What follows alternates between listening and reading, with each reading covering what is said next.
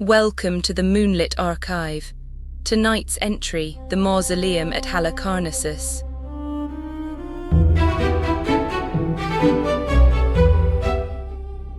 There is a word you use, perhaps without thinking. When you speak of great tombs and memorial halls, of the final resting places of presidents and kings, you use a word that has travelled through time, through Latin and Greek, through 2,500 years of human history, to reach your lips. Mausoleum. It is a common word now. We use it for any grand burial place, any monument built to honour the dead. But once, long ago, there was only one mausoleum. There was only one man whose name was so magnificent, whose tomb was so extraordinary, that his very identity became synonymous with the concept of a monumental grave. His name was Mausolus. Tonight we travel to the shores of the Aegean Sea, to a city that once stood where the Turkish resort town of Bodrum now welcomes tourists and sunbathers. We travel to Halicarnassus, a place where East met West, where Greek culture blended with Persian power, where a provincial governor dreamed of being remembered as a king. We travel to the Mausoleum at Halicarnassus, one of the 7 wonders of the ancient world. The wonder that gave us a word. The mausoleum stood for over 16 centuries. It witnessed the conquests of Alexander the Great and the rise of Rome. It survived pirates and earthquakes, the fall of empires and the birth of new religions. And when at last it crumbled, it did not vanish entirely. Its stones were carried away to build a castle that still stands today. Its sculptures were shipped to London, where they rest in the quiet galleries of the British Museum. And its name, that single word, mausoleum, spread across every language of Europe, entered every tongue that borrowed from Latin and Greek, became part of how we speak about death and remembrance and the human desire to leave something behind. Mausolus achieved what he set out to achieve. He is remembered. His name is spoken every day in conversations he could never have imagined, in lands he never knew existed. But we are getting ahead of ourselves. Let us begin at the beginning. Let us travel to the 4th century before the Common Era, to a land called Carian, on the southwestern coast of what is now Turkey. Let us meet a man who was, technically, a servant of the Persian Empire, but who ruled his province like a king. There is no test tomorrow, no notes to take, no need to remember anything at all. Simply rest and let the story unfold around you, like the waves of the Aegean lapping against ancient stones. Carian was an old land. Before the Greeks came with their colonies and their gods, before the Persians came with their armies and their satraps, the Carians had lived in this rugged corner of Anatolia for as long as anyone could remember. They built their settlements on rocky hillsides and along river valleys. They buried their dead in tombs cut into cliffsides. They spoke a language that was neither Greek nor Persian, but something older, something that scholars still struggle to decipher. The land itself was beautiful but demanding. Mountains rose steeply from the coast, their slopes covered with pine and oak forests, their peaks often hidden in mist. Deep valleys cut between the ranges, offering passage for those who knew the way, trapping the unwary in dead ends and ambushes. The coastline was a labyrinth of bays and inlets, of islands clustered close to shore, of harbours hidden behind rocky headlands. It was a land made for independence. The terrain offered natural defences against any invader. The population was scattered among dozens of small settlements, each accustomed to governing itself, each jealous of its autonomy. Great empires might claim authority over Caria, but exercising that authority was another matter entirely. The Persians had learned this lesson well. By the 5th century before the Common Era, the Achaemenid Persian Empire was the largest the world had ever seen. It stretched from Egypt to India, from the steppes of Central Asia to the shores of the Mediterranean. Its kings ruled over dozens of different peoples, each with their own language and customs and gods. Managing this vast realm required flexibility, a willingness to adapt to local conditions, a recognition that what worked in Babylon might not work in Caria. And so the Persians created the system of satrapies, provinces ruled by governors called satraps, who wielded the authority of the great king in their assigned territories. The satraps collected taxes, maintained order, raised troops when the empire went to war. In return, they were allowed considerable autonomy in how they governed. As long as the tribute flowed to Persepolis, as long as the soldiers marched when summoned, the great king was content to let his satraps rule as they saw fit. In Caria, this arrangement produced a remarkable dynasty. The family was called the Hecatomnids after Hecatomnus, the first of their line to hold the satrapy. He received his appointment around 392 before the Common Era, in the reign of the Persian king Artaxerxes II. We know little about how he obtained this position, perhaps through military service, perhaps through political connections, perhaps through a combination of both. What matters is that he established his family as the rulers of Caria, and that his descendants would hold power for generations. Hecatomnus made his capital at Mylasa, an ancient Carian city in the interior, surrounded by mountains, far from the coast and its temptations. From there he governed his province wisely, accumulating wealth, building temples, strengthening his position. He was loyal to Persia, or loyal enough. He was ambitious but cautious. He laid the foundations for what was to come. When Hecatomnus died, around 377 before the Common Era, the satrapy passed to his eldest son. His name was Mausolus. Mausolus was not content to be merely a satrap.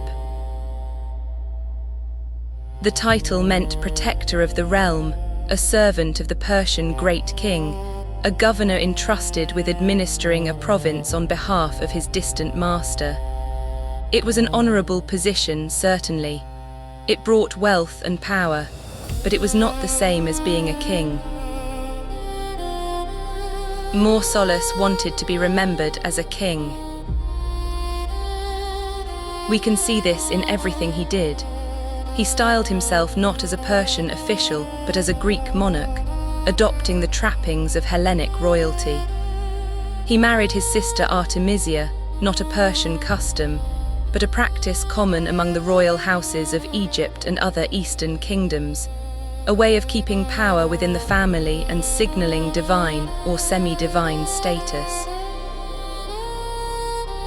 He built monuments in the Greek style, patronized Greek artists, presented himself as a peer of the Greek city-states rather than a barbarian from the Persian provinces.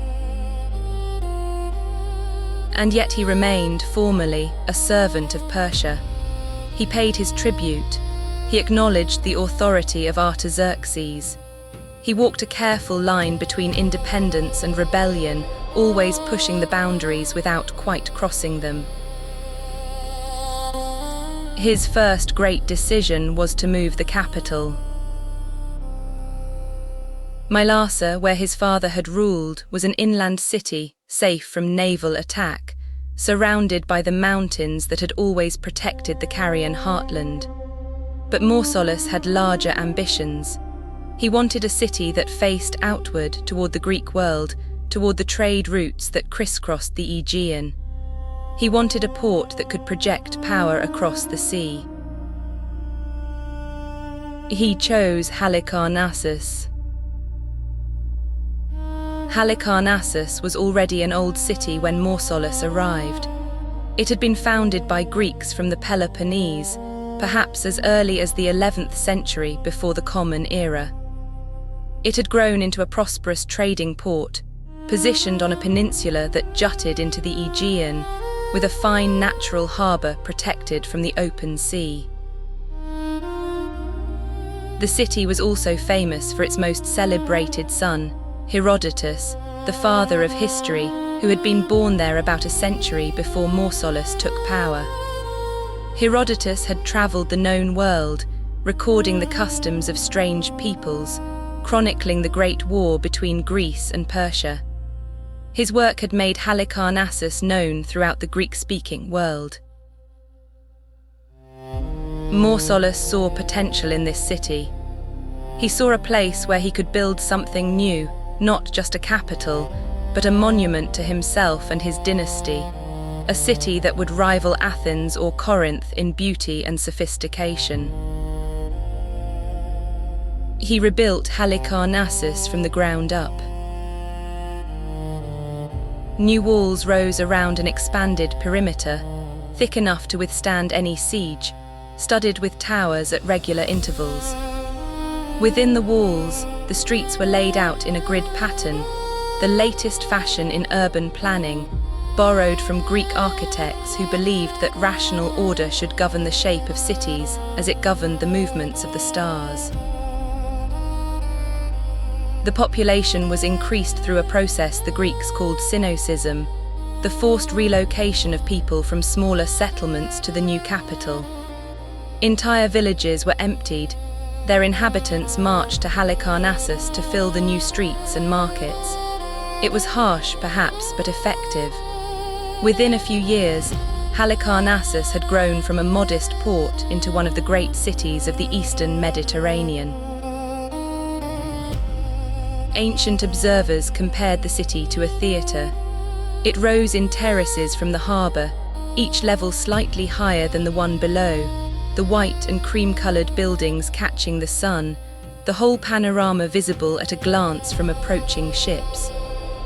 At the centre of the curve sat the harbour itself, like a stage upon which the drama of commerce and power was enacted. And dominating everything, rising from a terrace above the city, visible for miles out to sea, Mausolus began to build his tomb. Artemisia was not merely a wife to Mausolus, she was a partner in power. In the Carian tradition, which Mausolus followed despite his Greek pretensions, siblings could marry. The practice was not common, but neither was it scandalous. It kept the royal bloodline pure. It ensured that power remained within the family. It created a partnership between equals, two children of the same father and mother, united by bonds of blood as well as marriage. We know almost nothing of Artemisia's early life. We do not know when she was born, or how she was educated, or what she thought of her marriage to her brother. The ancient sources tell us only that she loved Mausolus deeply, so deeply that his death would drive her to extraordinary acts of grief. But we can infer something of her character from what she did when she held power alone. Artemisia was a naval strategist. The ancient sources credit her with tactical innovations, with victories won through cleverness rather than brute force. She understood the sea, that element which Carian had always depended upon, those waters that linked the peninsula to the wider world. When Rhodes, the powerful island state that dominated the southeastern Aegean, posed a threat to Carian interests, it was Artemisia who devised the response. She was also, by all accounts, devoted to her husband. Theirs may have been a political marriage, arranged by their father to consolidate his dynasty, but something more than politics grew between them. Perhaps it was the shared experience of power, the endless negotiations and calculations, the weight of responsibility that only another ruler could understand. Perhaps it was genuine affection, flowering in the garden of dynastic obligation. Whatever its source, their partnership was effective. Together, Mausolus and Artemisia ruled Caria for over 2 decades. Together, they expanded their territory, absorbing neighboring Lycia to the east, extending their influence over the Greek cities of the Ionian coast. Together, they planned the great monument that would immortalize their dynasty. The mausoleum was not built in haste after Mausolus died. Modern historians believe the planning must have begun years before, perhaps a decade before the satrap's death. A structure of such complexity, such size, such ambition, could not have been designed and begun in the brief interval between Mausolus's death and Artemisia's own demise just 2 years later. No, the tomb was Mausolus's own project. He planned it himself, chose its location, approved its design, perhaps even watched the first foundations being laid. He intended it as a monument to his glory, a statement of his power, a declaration that he was not merely a Persian governor but a king in all but name. And when death came for him, as it comes for all, regardless of their power or their plans, Artemisia took up the work. Mausolus died in 353 before the Common Era. We do not know the cause. The ancient sources speak of illness, but they always speak of illness when great men die of something other than violence. It may have been disease. It may have been the slow accumulation of years, for Mausolus was no longer young, having ruled for nearly a quarter century. It may have been something else entirely, lost to the silence of time. What we know is that he was cremated. His body was reduced to ashes, those ashes carefully collected and preserved. In the Greek tradition, cremation was the proper treatment for the honored dead, releasing the soul from its earthly prison, transforming the perishable flesh into something permanent and portable. And then Artemisia did something remarkable.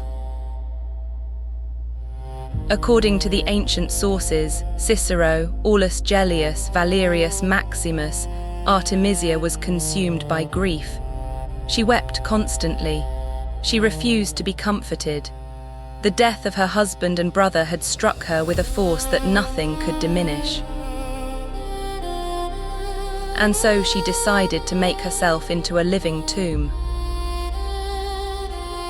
The legend tells us that Artemisia took the ashes of Mausolus and ground them finer still, mixing them with spices and precious substances. She added this mixture to her wine, to her water, to everything she drank. Day by day, cup by cup, she consumed the physical remains of her husband. She made herself a vessel for his memory. We cannot know if this story is true. It may be pure legend, a romantic invention designed to illustrate the intensity of her grief.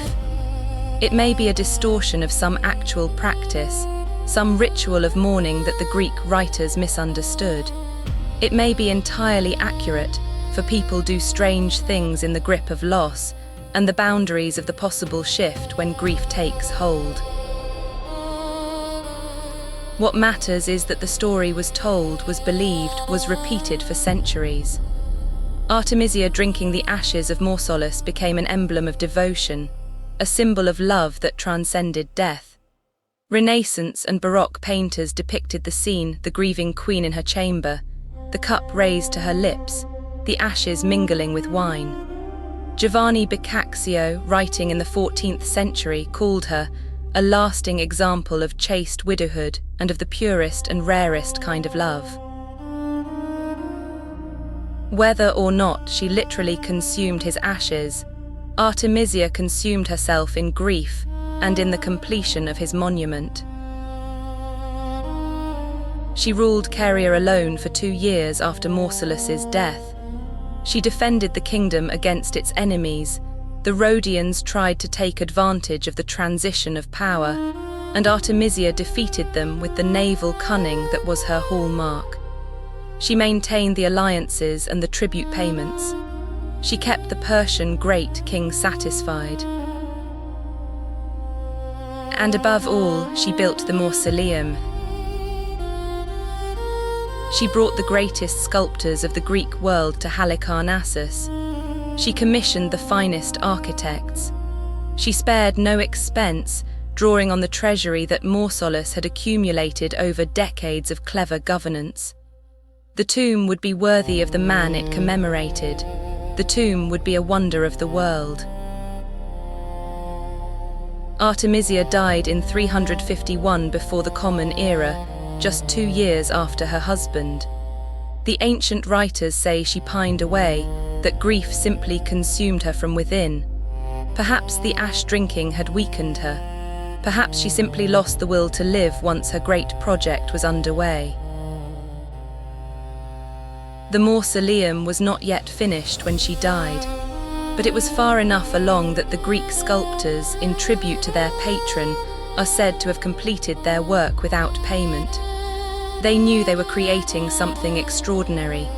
They wanted their names attached to a wonder.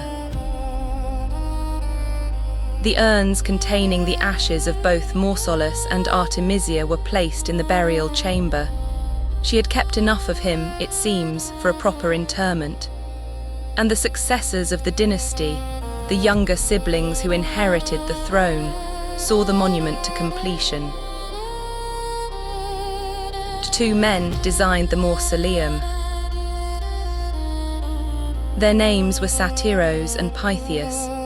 They came from different backgrounds, brought different skills to the collaboration, but together they created something unprecedented, a fusion of architectural traditions that had never been combined before.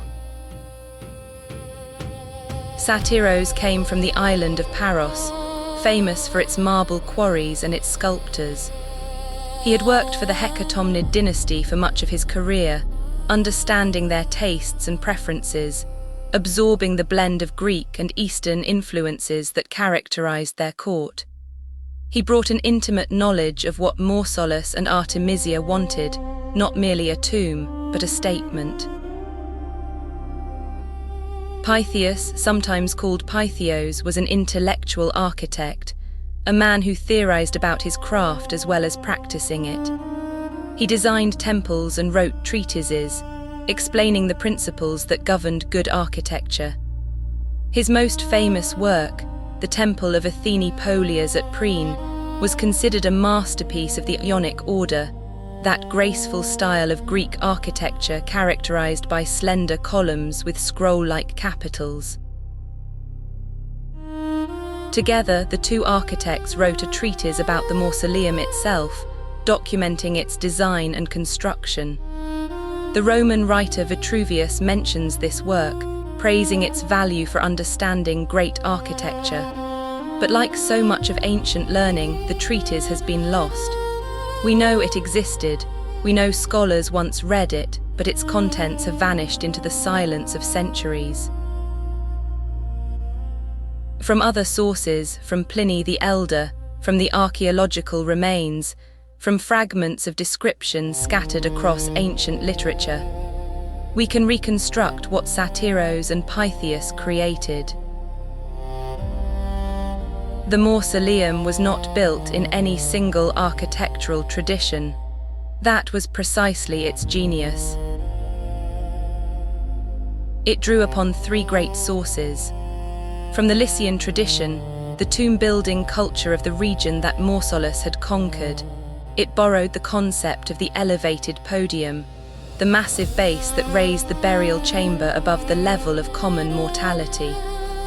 The Lycians had long built their tombs on high platforms, and Mausolus, who had annexed Lycia around 360, claimed their architectural heritage as his own.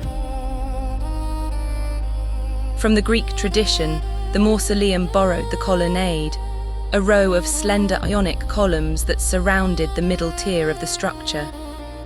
These columns were pure Hellenic elegance, the kind of architecture that graced the temples of Athens and Ephesus. They proclaimed that Mausolus, though technically a Persian subject, considered himself a Greek in culture and sophistication. And from Egypt, perhaps, came the pyramid, that ancient shape that had crowned the tombs of pharaohs for 2,000 years. The mausoleum's roof rose in 24 steps to a pointed summit, echoing the pyramids of Giza, asserting a connection to the oldest civilization of the Mediterranean world. These three elements, podium, colonnade, and pyramid, had never been combined before. The mausoleum was something new, a synthesis of traditions, a statement that Carian stood at the crossroads of cultures and drew strength from all of them. The scale was extraordinary. The completed structure rose approximately 45 meters into the air, the height of a 15-story modern building. Its base measured roughly 33 by 39 meters, a rectangular platform larger than a tennis court. 36 Ionic columns, 10 along each long side, with corner columns shared, supported the massive stone pyramid above. And crowning everything, at the very summit of the pyramid, a bronze chariot carried statues of Mausolus and Artemisia into the sky. The chariot was a quadriga, a vehicle drawn by 4 horses, the kind used in Greek chariot races and triumphal processions. The bronze horses were massive, among the largest cast sculptures of the ancient world. The wheels of the chariot measured nearly 2 meters in diameter. The figures of the rulers stood in eternal procession, riding above their city, visible for miles in every direction. Sailors approaching Halicarnassus would have seen the chariot first, a glint of bronze on the horizon, catching the Mediterranean sun. As they drew closer, the pyramid would have emerged, then the columns, then the sculptured base. The whole monument would have grown before their eyes like a vision rising from the sea. This was what Satyros and Pythias created, a fusion of cultures, a statement of power, a wonder of the world. Artemisia did not trust the decoration of her husband's tomb to any single artist. Instead, she brought together 4 of the greatest sculptors in the Greek world, masters of their craft, each famous in his own right, each responsible for one side of the monument. It was an extraordinary gathering of talent, a competition of geniuses, a collaboration that produced some of the finest sculpture of the classical age. Their names were Scopas, Bryaxis, Timotheus, and Leochias. Scopas of Paros, the same island that had produced the architect Satyros, was assigned the east side of the mausoleum. He was known for his intensely emotional style, for sculptures that seemed to breathe with inner life. His figures had deep-set eyes, slightly open mouths, poses that suggested movement and passion. He was already working on one of the other great monuments of the age, the temple of Athenia Lear at Tegea, but he came to Halicarnassus to be part of this unprecedented project. The frieze fragments attributed to Scopas show his characteristic intensity. Warriors strain in combat, their muscles taut, their expressions fierce. There is a drama in his work that anticipates the emotional excess of the later Hellenistic period. Looking at his figures, you can almost hear the clash of bronze, the cries of the wounded, the thunder of battle. Bryaxis took the north side. He was an Athenian, younger than Scopas, but already making a name for himself with innovative approaches to traditional subjects. Little is known of his earlier work, but his contribution to the mausoleum cemented his reputation. He would go on to create famous cult statues and architectural decorations across the Greek world. Timotheus, assigned the south side, brought experience with temple sculpture. He had worked on the temple of Asclepius at Epidaurus, creating figures of graceful beauty, drapery that flowed like water, poses of serene dignity. His style was perhaps the most traditionally classical of the four: balanced, harmonious, restrained. And Liachias took the west side. He was a court sculptor, comfortable with portraits of powerful men, skilled at capturing likeness and personality in stone. He would later create the famous Apollo Belvedere, or at least the original from which Roman copies were made, one of the most celebrated sculptures in history. His work at Halicarnassus showed his gift for dynamic composition and elegant form. Four masters, four styles, four sides of a single monument. The assignment created an implicit competition. Each sculptor knew that his work would be directly compared to that of his rivals. Each knew that visitors would walk around the monument, studying one side and then another, judging whose figures were most beautiful, whose composition most effective, whose technique most refined.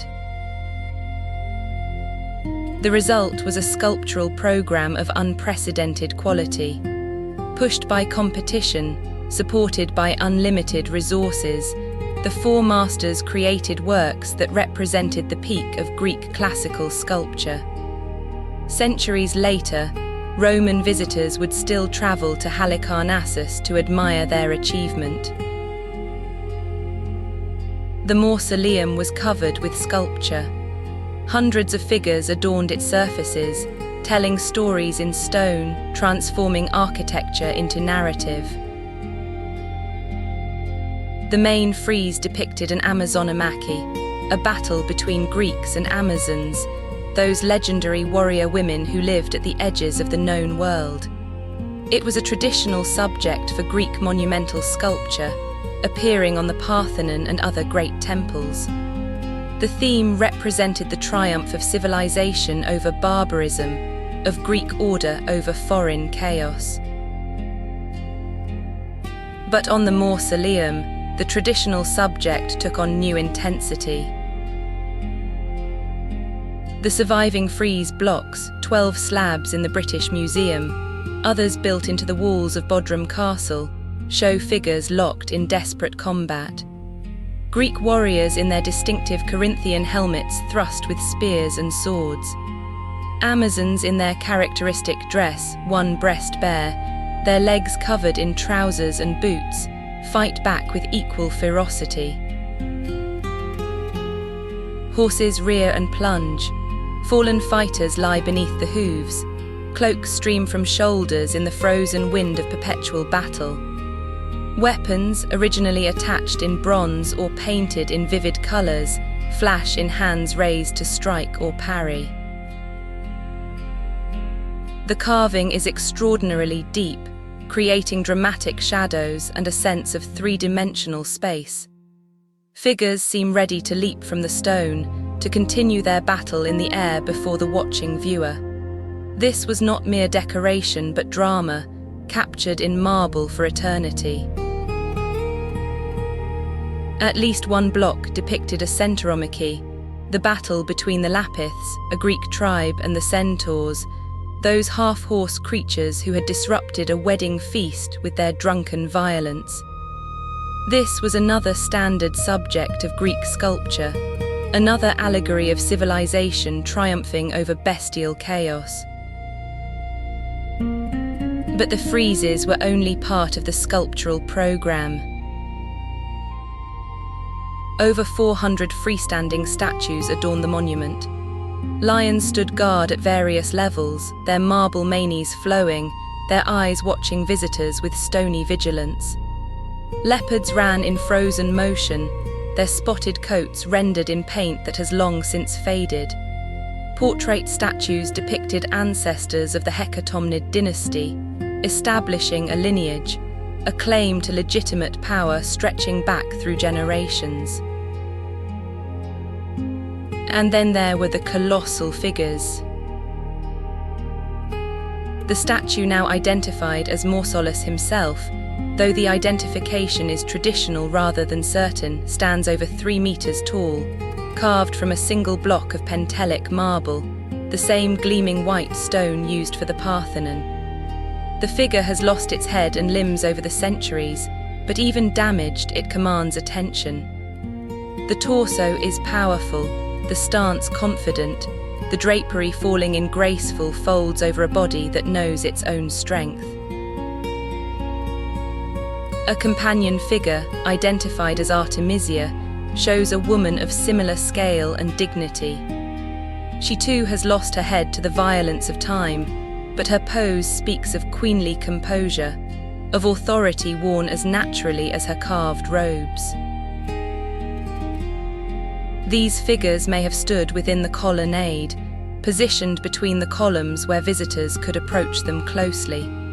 Or they may have been part of the chariot group that crowned the pyramid, riding eternally above their city. Scholars still debate their original placement. What is certain is their power. Even in fragments, even stripped of paint and precious additions, the sculptures of the mausoleum speak of extraordinary artistic achievement. They represent the last flowering of Greek classical sculpture before the emotional extravagance of the Hellenistic age. Imagine approaching Halicarnassus by sea. Your ship has rounded the headland, passing the rocky islands that guard the approaches to the harbour. The morning sun is behind you, its light falling on the city that rises from the water's edge like an amphitheatre, tier upon tier of white and cream-coloured buildings climbing toward the sky. And there, above everything else, catching the sunlight like a beacon, stands the mausoleum. The marble gleams. Pentelic marble, quarried from the same mountains that supplied the Parthenon, has a subtle warmth to it, not the cold bluish white of some stones, but a creamy luminosity that seems to glow from within. In the morning light, the mausoleum would have appeared almost golden, a second sun rising above the city. As your ship draws closer, details emerge. You can see the sculptured friezes that encircle the base, figures too small to identify at this distance, but clearly depicting some great battle or procession. You can see the columns of the middle tier, their slender shafts rising in perfect rows, their capitals carved with the distinctive scrolls of the Ionic order. You can see the stepped pyramid of the roof, each of its 24 levels casting a shadow on the one below, the whole mass rising to a point like a mountain made of stone. And at the summit there, catching the light and throwing it back toward heaven, the bronze chariot with its 4 great horses. Sailors use the mausoleum as a landmark. From miles out at sea, the gleam of its bronze chariot would guide them toward the harbour. By night, when the moon was full, the white marble would glow softly, visible even in darkness, a pale beacon among the shadowed hills. Now imagine climbing to the monument itself. The mausoleum stood on a hillside above the city, accessible by a broad street that wound upward through residential and commercial districts. As you climbed, the tomb grew larger with each step, its scale becoming increasingly apparent, its details sharpening into focus. You would have passed through a precinct wall, entering a sacred space set apart from the ordinary life of the city. Within this enclosure, the ground was probably paved, the approach dignified by gardens or subsidiary buildings. And before you, the mausoleum rose like a mountain. Standing at its base, you would have been dwarfed by the massive podium. The white marble walls stretched upward, decorated with sculptured friezes that drew your eye along narratives of combat and glory. The figures were larger than life, painted in vivid colours, flesh tones and armour, blood-red wounds and sky-blue backgrounds. Bronze weapons glinted from the hands of warriors. Glass or gemstone eyes stared from the faces of lions. Looking up, you would have seen the colonnade against the sky, the columns framing rectangles of blue between their shafts. Within the colonnade, freestanding statues stood in shadow and light. Ancestors and heroes, guardians and servants, all the figures that populated the world of the hecatomnids. And above the colonnade, the pyramid rose toward heaven, step by step, until your eyes reached the summit and found the chariot, Mausolus and Artemisia frozen in eternal procession, riding above their city, above their world, above the limitations of mortal existence. This was what the architects and sculptors had created, not merely a tomb, but an experience. A journey from the mundane world of the harbour to the sacred space of the monument, from mortality to something approaching divinity. Deep within the podium, in the heart of the structure, lay the burial chamber. The ancients tell us little about it. Unlike the exterior, which was designed to be seen and admired, the interior was a private space, accessible only to priests and family members performing rituals for the dead.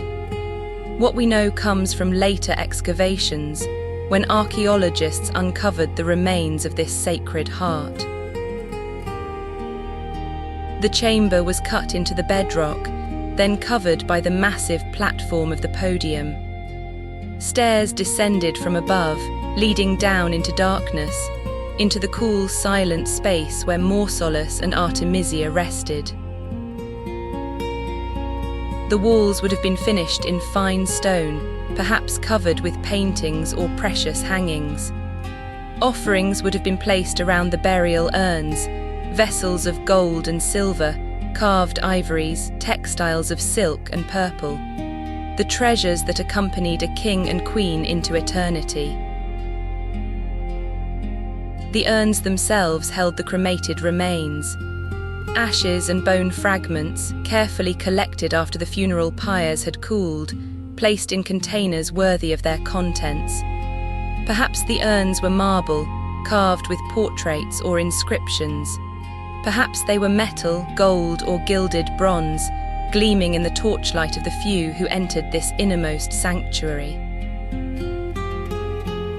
There would have been silence here. The noise of the city, the sounds of the harbour, the calls of seabirds and street vendors, all would have been muffled by the massive weight of stone above. In the burial chamber, time moved differently. The living world receded. Only the dead remained. When the Knights of St. John discovered the burial chamber in the 15th century, they found it already disturbed. Grave robbers had come before them, perhaps centuries before, taking whatever valuables could be carried away. But traces remained, fragments of gold cloth, pieces of carved stone, the scattered remnants of a royal burial. And according to one account, the knights found something more. The story comes from a German visitor who recorded what the knights themselves remembered of their discovery. When they first opened the chamber, they say, they found the sarcophagi intact, 2 great coffins containing the remains of Mausolus and Artemisia. They planned to return the next day to examine them more carefully. But during the night, pirates attacked from the sea. The knights were called to man the walls. In the confusion, local villagers slipped into the tomb and stripped it of everything portable. By the time the knights returned, only stone fragments remained. We cannot know if this story is true. It may be accurate. It may be an excuse invented to explain why the knights found nothing of value. It may be a legend that grew up later, adding drama to the discovery.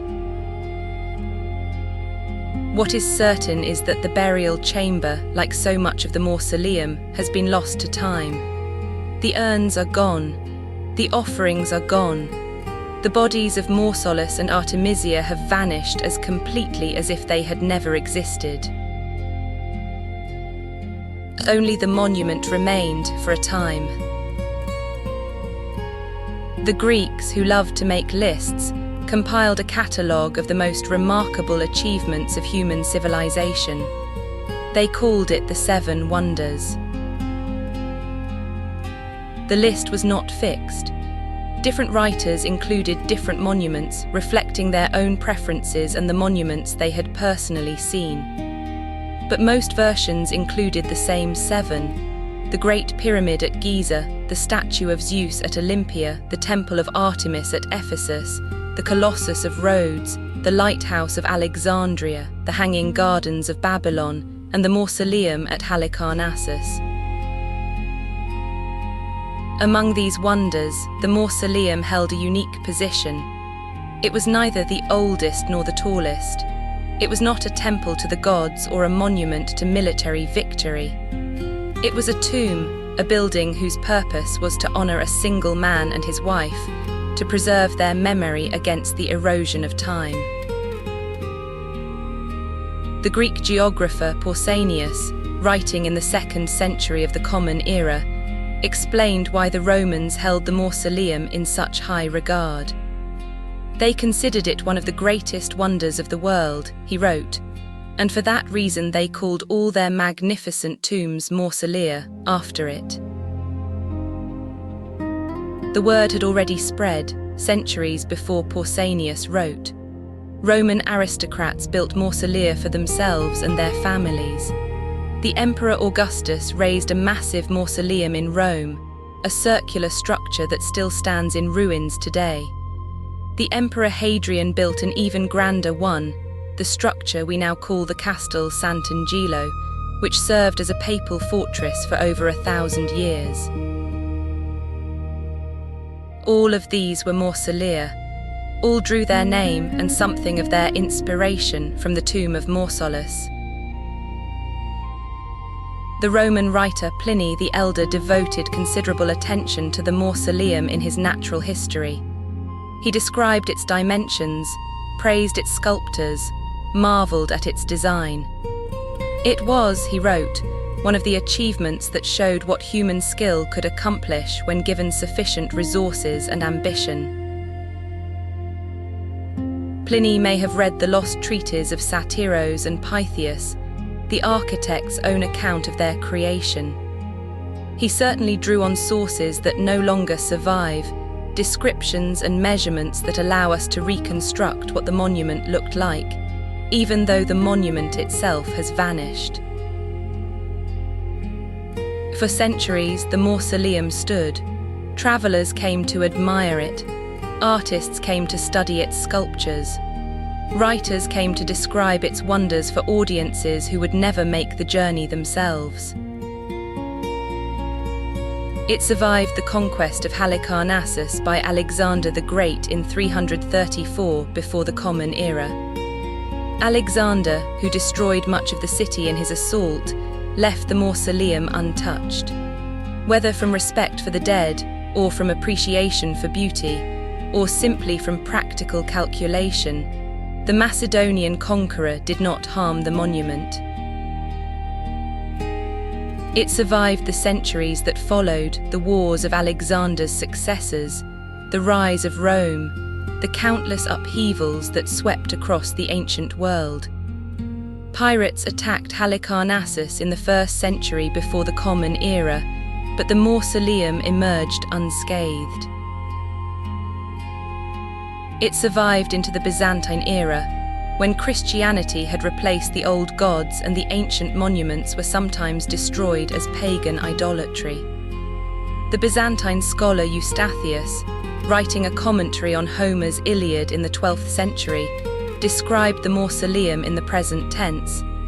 It was and is a wonder, he wrote, as if the monument still stood in all its glory. But the forces that would destroy it were already at work. and earthquakes. The Aegean region lies on one of the most seismically active zones on Earth, where the African tectonic plate pushes beneath the Anatolian plate with slow but irresistible force. The ground shakes, buildings fall. What humans construct, the Earth destroys. We do not know exactly when the earthquake struck. Sometime between the 12th and 15th centuries, that broad span of years when the historical record grows thin and uncertain, a series of tremors damaged the mausoleum. The ancient writers fall silent. When European visitors return, they find only ruins. Perhaps it was a single catastrophic event, a great earthquake that toppled the bronze chariot from the summit and shattered columns that had stood for 16 centuries. Perhaps it was a succession of smaller quakes, each one loosening stones, cracking walls, weakening the structure until a final tremor brought it down. We know only the result. The chariot fell crashing down through the pyramid roof, its massive bronze horses broken and scattered. The columns collapsed, their drums rolling across the precinct, their capitals shattering on the pavement below. The pyramid lost its shape, its carefully cut steps tumbling into rubble. What had taken decades to build was destroyed in moments. But the mausoleum did not entirely disappear. Its ruins remained, a mountain of tumbled stone and broken sculpture, still impressive even in destruction. The podium, built on solid bedrock, retained much of its shape. Many of the sculptured blocks survived, though thrown from their original positions. For a time, the ruins lay undisturbed. The city of Halicarnassus had declined from its ancient glory, becoming a small settlement amid the monuments of the past. There was no one with the resources or the motivation to clear away the debris, no one to rebuild what had fallen. And then the Knights came. The Knights Hospitaller, also called the Knights of St. John, or the Order of the Hospital of St. John of Jerusalem, were a military religious order, one of the crusading organizations that had emerged from the medieval struggle for the Holy Land. Founded in Jerusalem in the 11th century to care for sick pilgrims, the Hospitallers had evolved into a formidable military force, defending Christian territories against Muslim armies. When the Crusader kingdoms fell, the Knights retreated to Cyprus, then to Rhodes, maintaining their identity as warriors for the faith. In 1402, they arrived at the ruins of Halicarnassus. The Knights saw potential in the site. The harbour was still good. The headland that protected it could be fortified. A castle here would serve as a staging point for raids against Ottoman shipping, a bastion of Christian power on the edge of Turkish territory. They began to build what they called the Castle of St. Peter, Bodrum Castle in Turkish, the name the fortress bears today. At first, the Knights used local stone and timber, materials available from the immediate surroundings. But as the castle grew more ambitious, as they sought to strengthen its walls against increasingly powerful Ottoman artillery, they turned to the most convenient source of cut stone in the area: the Mausoleum. By 1494, the Knights had begun systematically dismantling what remained of the ancient monument. The marble blocks that had formed the podium were cut down and incorporated into castle walls. The sculptured reliefs were built into fortifications, their carved surfaces facing outward, decorating a Christian stronghold with images of pagan warfare. The Knights did not understand what they were destroying. To them, the mausoleum was simply a ruin, a convenient quarry of pre-cut stone. They knew it was ancient, they could see that from the style of the sculptures, but they knew nothing of its history, nothing of Mausolus or Artemisia, nothing of the 7 wonders of the world. Or perhaps they did know and simply did not care. They were practical men, warriors facing a practical threat. The Ottoman Empire was pressing against their holdings. Artillery was growing more powerful. Walls needed to be thick, and cut stone was expensive to obtain by other means. Between 1505 and 1507, the sculptural reliefs were incorporated into the castle. 12 slabs of the Amazonamaki frieze were built into the walls, where some of them remain to this day. A block of the Centromachy was similarly preserved. Standing lions and running leopards, ripped from their original positions, became decorative elements of a medieval fortress. In 1522, word came that the Ottoman Sultan Suleiman the Magnificent was preparing to attack Rhodes, the Knights' main stronghold. Desperate to strengthen Bodrum Castle, the Knights stripped nearly every remaining block from the mausoleum. What they could not use for building, they burned in lime kilns, reducing ancient marble to powder for mortar. By the time they were finished, almost nothing remained. The mausoleum, one of the 7 wonders of the world, had been dismantled and incorporated into a medieval castle, or burned to make cement. Suleiman took Rhodes in December of 1522. The Knights surrendered Bodrum without a fight, moving on to their next stronghold, eventually settling on Malta. They left behind a castle built from the bones of a wonder. For 300 years, the site of the mausoleum slumbered. The castle that had consumed it continued to stand, its walls studded with ancient marble, its towers incorporating sculptured blocks that their builders had not understood. Ottoman administrators occupied the fortress, using it to control the harbour and collect customs duties. The town that grew up around it was called Bodrum, a corruption of the Greek word for subterranean chamber, perhaps referring to the vaulted spaces beneath the old mausoleum. Travellers occasionally visited. They noted the ancient stones in the castle walls, wondered about the ruins scattered across the hillside above the town. Some made sketches, some wrote descriptions in their journals, but systematic investigation was impossible in the Ottoman period, when the political situation made archaeological work difficult or dangerous. The mausoleum was not forgotten. Its fame as one of the 7 wonders ensured that educated Europeans knew it had existed. But its exact location was lost. The ruins lay buried under centuries of accumulated debris, hidden beneath later construction, invisible to casual observers. The site slept, waiting for someone to awaken it. The 19th century brought change. European power was expanding across the globe.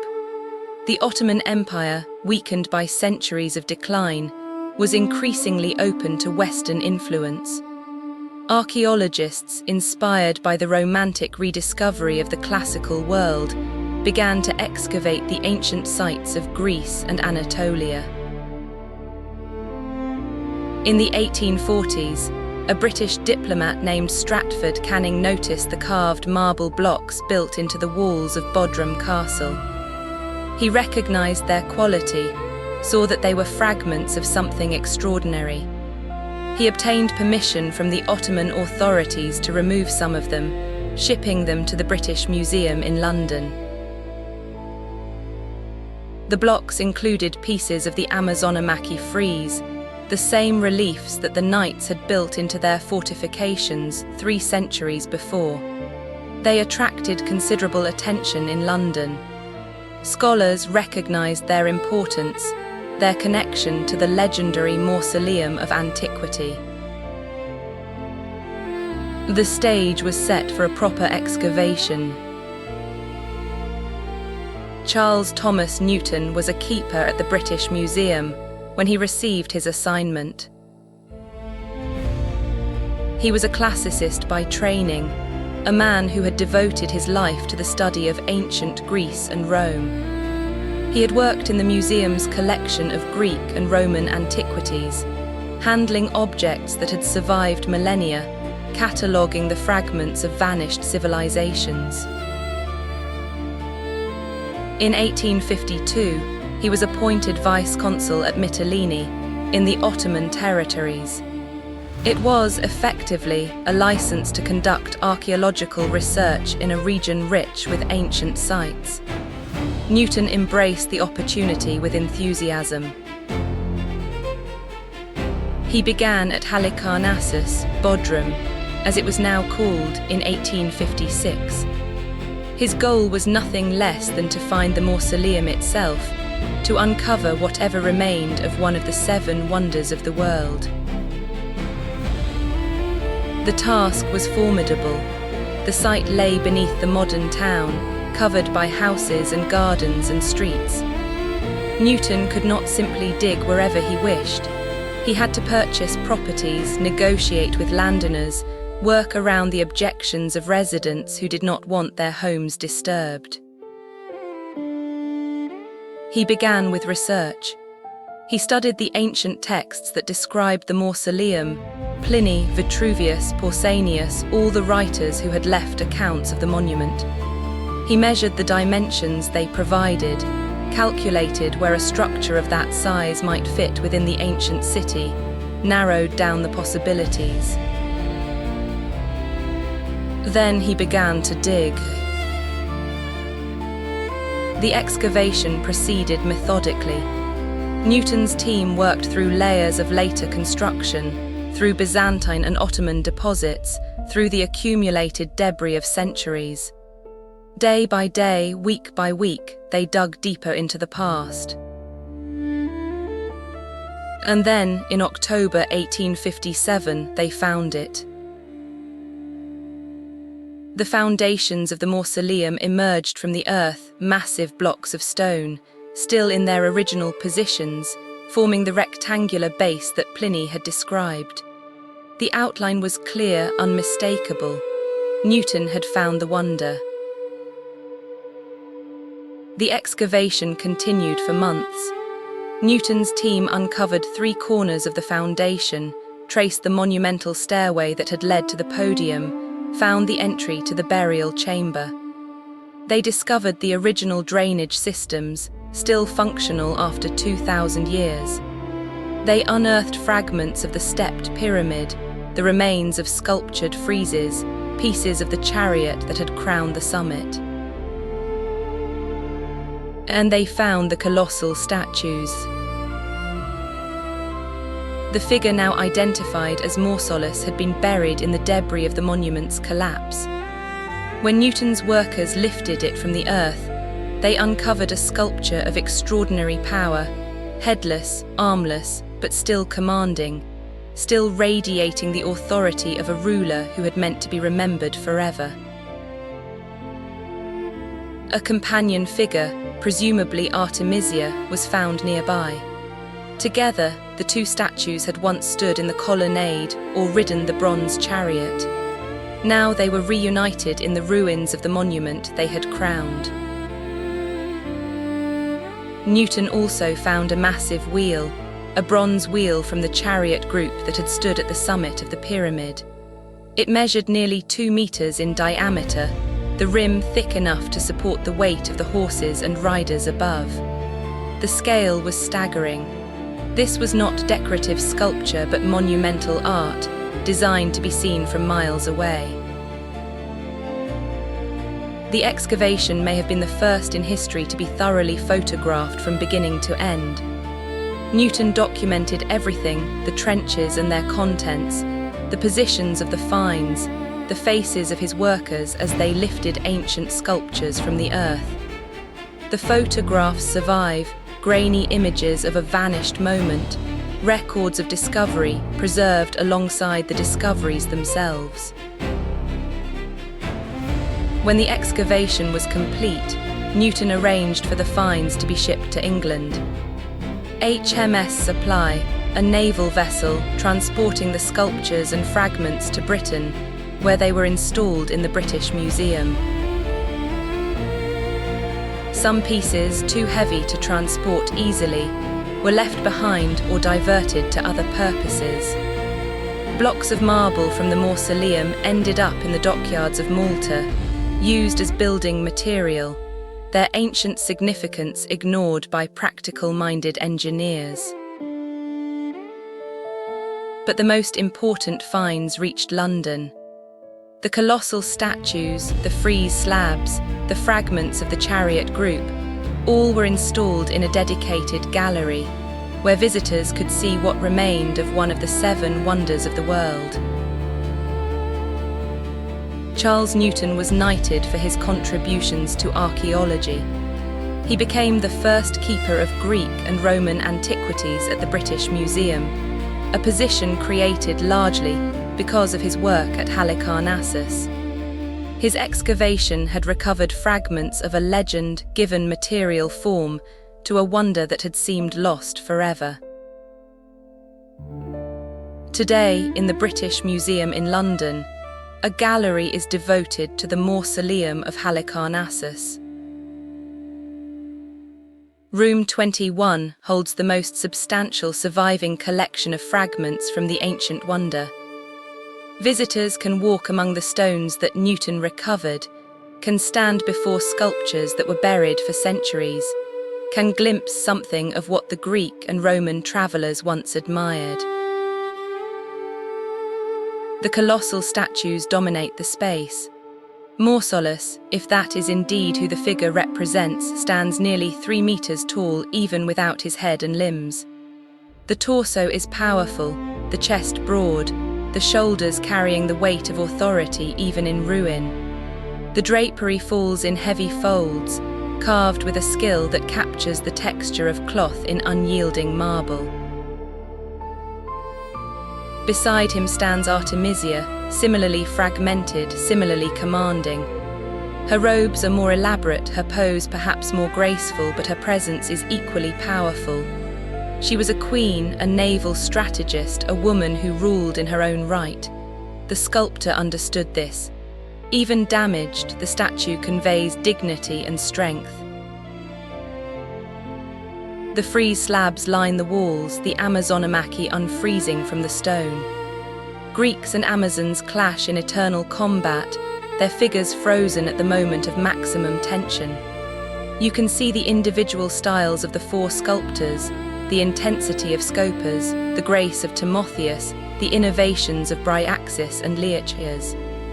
Each side of the monument had its own character, its own interpretation of the traditional subject. Fragments of the chariot group are displayed nearby. The massive wheel that Newton recovered, still showing traces of its original bronze surface. Portions of horse hooves and legs, carved at a scale meant to be seen from far below. The sheer size is overwhelming.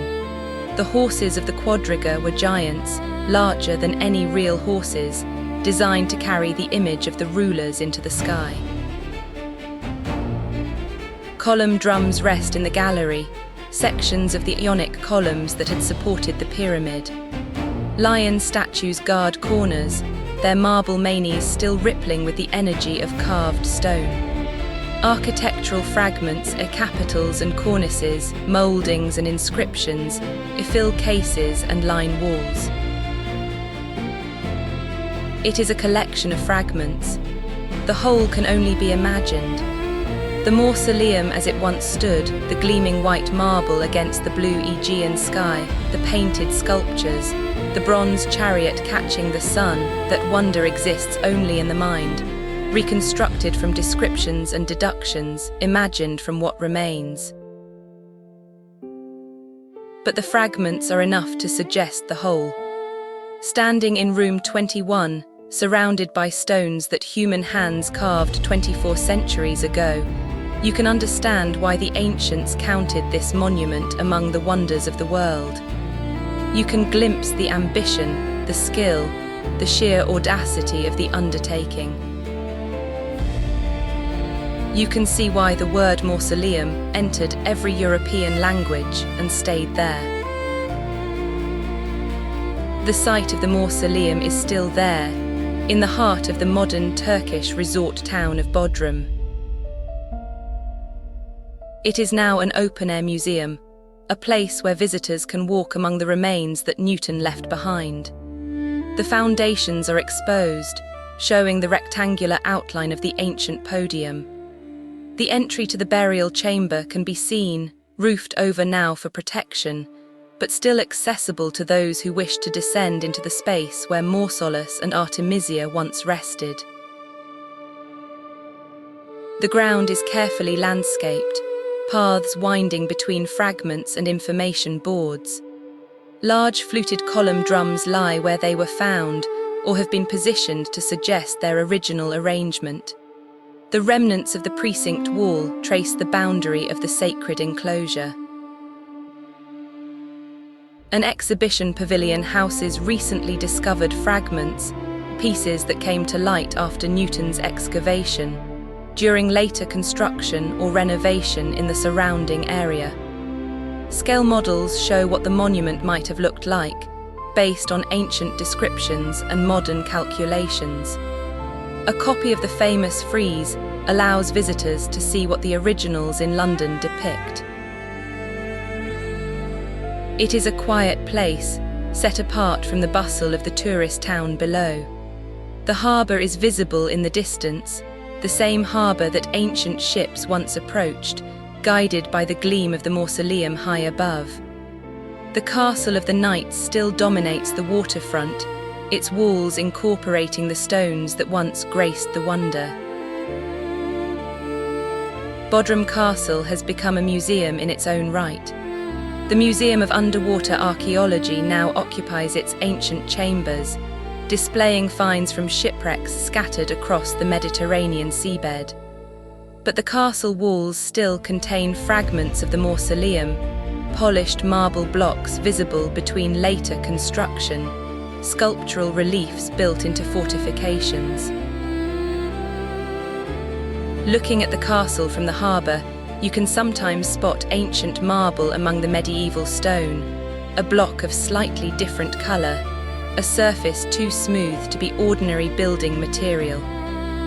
These are the bones of the mausoleum, absorbed into the castle, surviving in a form that Mausolus never intended.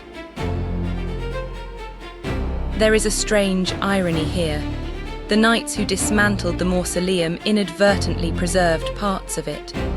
The sculptures they built into their walls survived because they were protected from the elements, sheltered from the processes of erosion that destroyed freestanding remains. The castle that consumed the wonder now helps tell its story. The same is true of the British Museum's collection. Newton took the finest pieces from Turkey to London, an act that would be considered cultural theft by today's standards. Yet in London, the sculptures have been studied, conserved, displayed to millions of visitors who would never have travelled to Bodrum. The fragments that remained in situ have suffered from exposure and neglect. Those that were removed have been protected. History is complicated. Preservation and destruction are not always what they seem. Let us pause to consider what Mausolus achieved. He was a provincial governor in a vast empire, technically a servant of the Persian great king.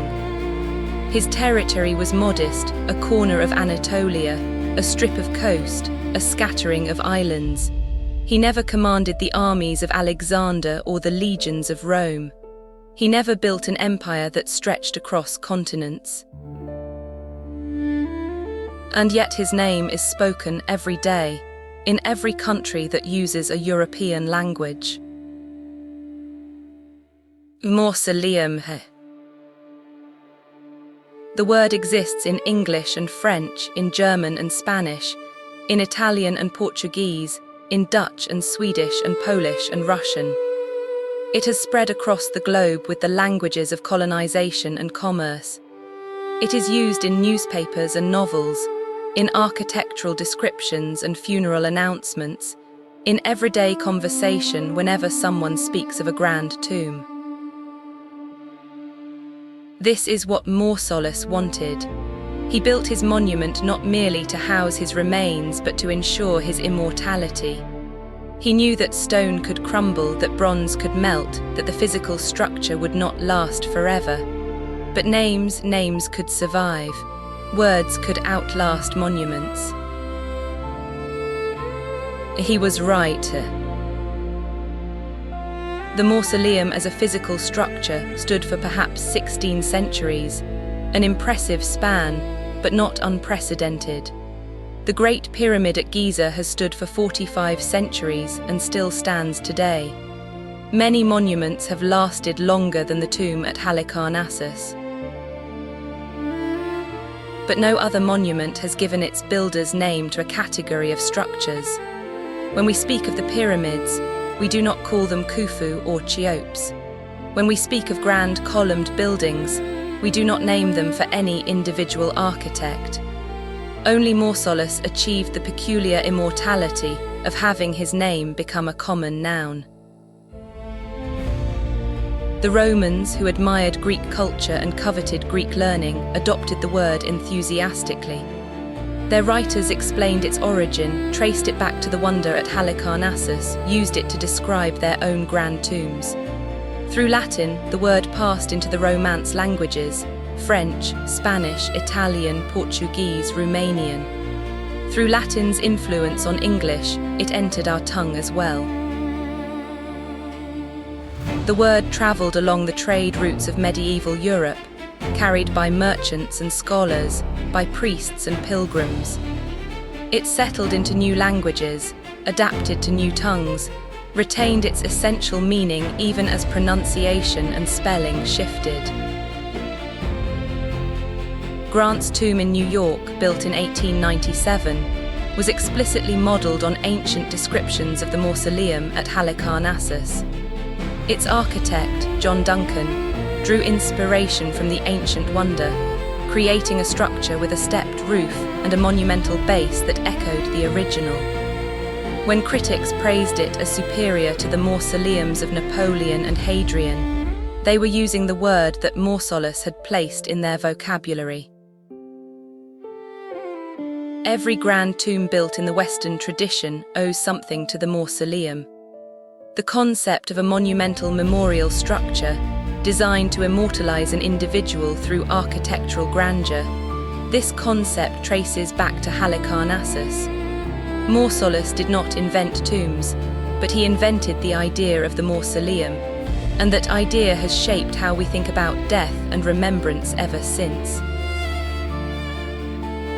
Let us return to the art itself.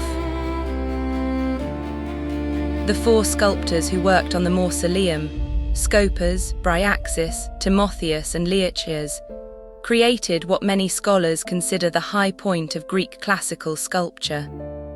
Their work on this single monument represents a moment of extraordinary achievement, a collaboration that pushed each artist to exceed his previous limits. We can still see their achievement in the surviving frieze blocks. Look at the figures of the Amazonamaki.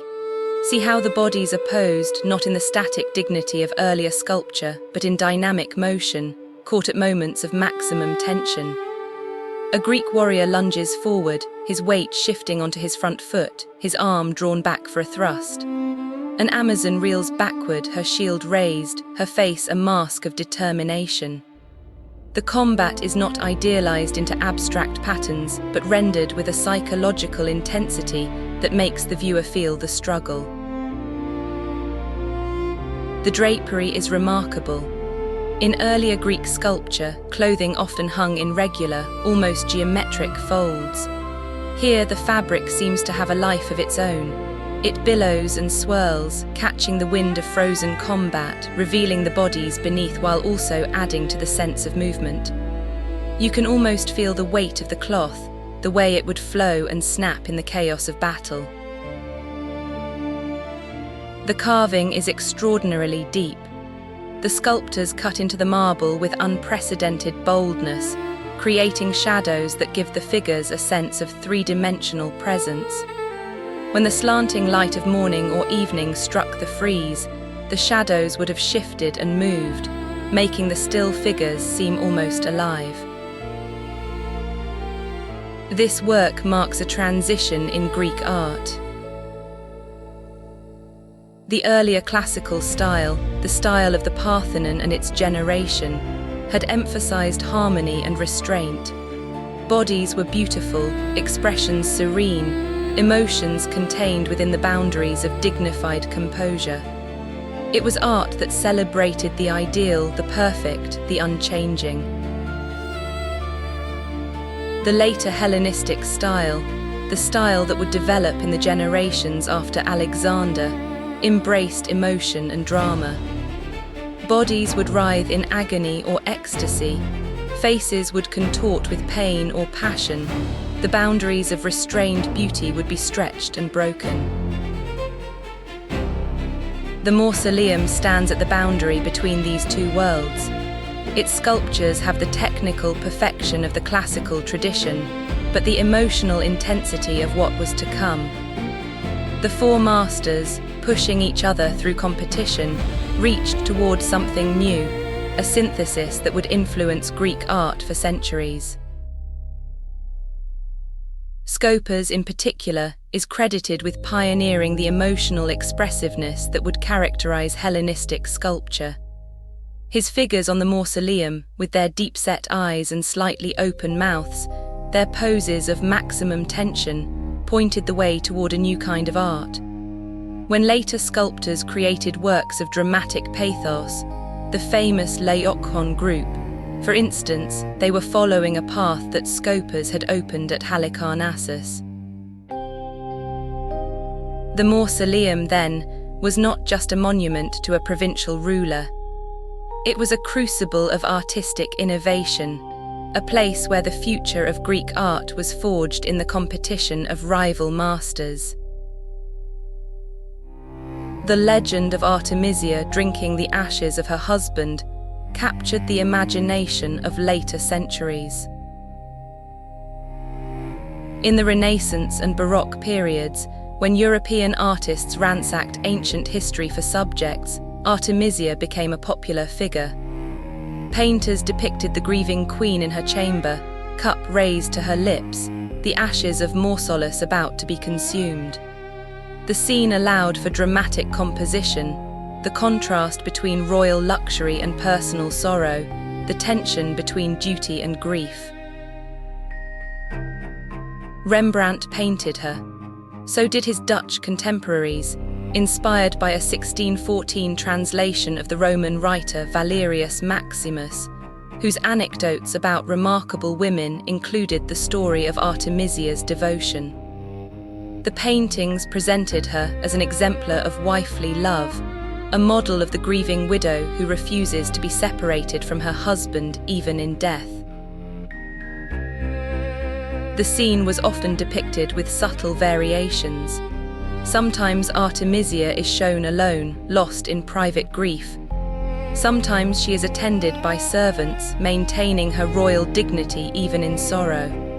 Sometimes the cup is raised high. Sometimes it is held close, an intimate gesture of consumption. The artists were not concerned with historical accuracy. They dressed Artemisia in the fashions of their own time, Dutch Golden Age gowns, Baroque jewels, settings that owed more to European palaces than to ancient Caria. What mattered was the emotional content, the power of the story, the example of love that transcended death. Giovanni Boccaccio, in his 14th century work on famous women, devoted a chapter to Artemisia. He praised her as a lasting example of chaste widowhood, and of the purest and rarest kind of love.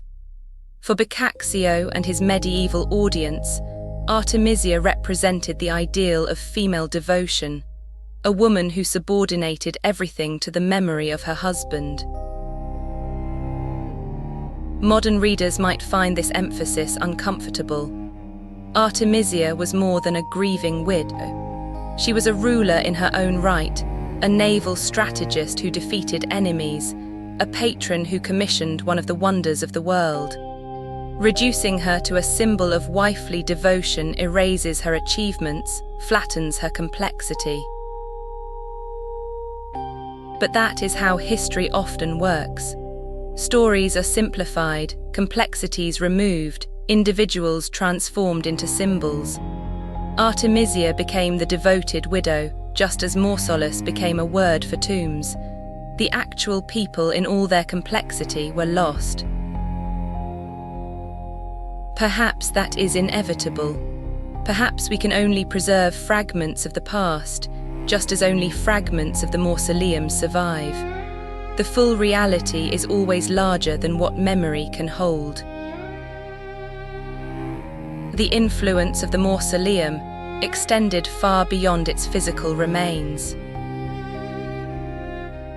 Roman emperors built their own mausolea, explicitly invoking the example of Halicarnassus. The Mausoleum of Augustus, built in 28 before the Common Era, was a circular structure of remarkable size, designed to house the remains of the first emperor and his family. It stood for centuries before falling into ruin, its circular form echoing the round tombs of Etruscan tradition, but its name and purpose drawing on the legacy of Mausolus. Hadrian built an even grander structure, the Mausoleum of Hadrian, completed around 139 of the Common Era. This massive cylinder of stone, topped with a garden and a bronze quadriga, was designed to rival the wonders of the ancient world. It became the Castel Sant'Angelo in the medieval period, serving as a papal fortress for over 1,000 years, its original purpose as a tomb gradually forgotten. These Roman mausolea inspired later generations. The tomb temples of the Renaissance, the memorial halls of the 19th century, the grand mausoleums of modern cemeteries, all draw on a tradition that began at Halicarnassus.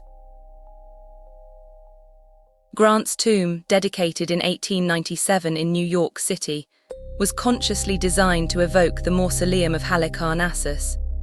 Its architect, John Duncan, studied the ancient descriptions and created a structure that combined a high podium, a columned drum, and a stepped dome.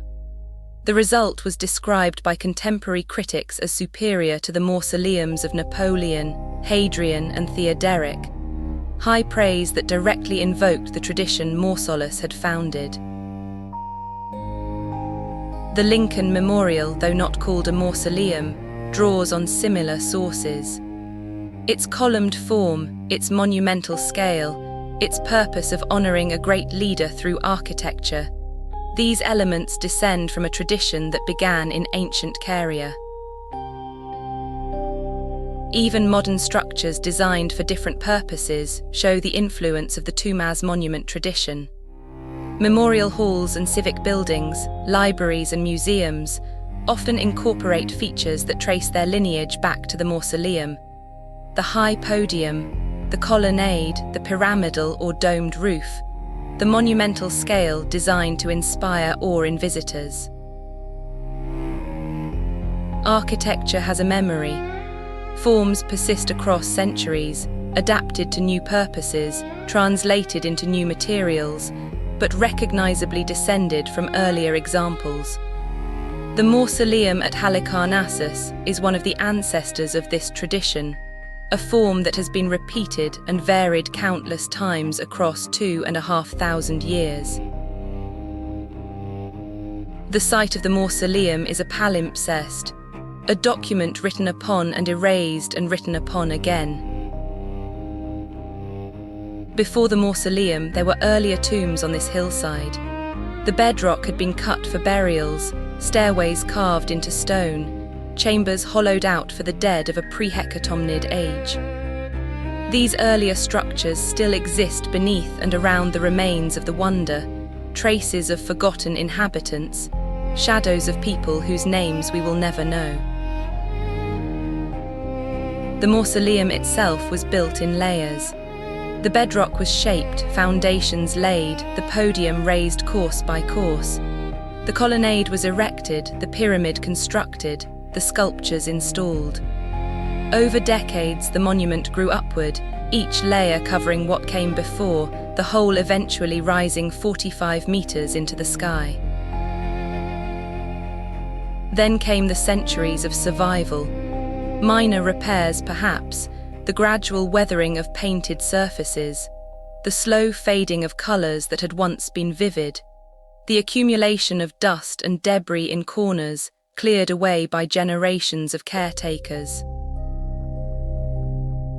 Then the earthquakes and the long decline, fallen stones accumulating around the base, the burial chamber perhaps still sealed, perhaps already plundered, the monument transforming from a wonder into a ruin. Then the knights and the castle. Stones removed, sculptures built into new walls, the ancient structure consumed by medieval construction. A new layer written over the old. Then Newton and the excavation. Trenches cut through accumulated debris, foundations exposed, sculptures removed. Another layer of intervention, another transformation of the site. And now the museum, the careful preservation, the tourists walking paths that wind among remains. This is the current layer, the latest chapter in a story that has been unfolding for 2,500 years. Each layer reveals and conceals.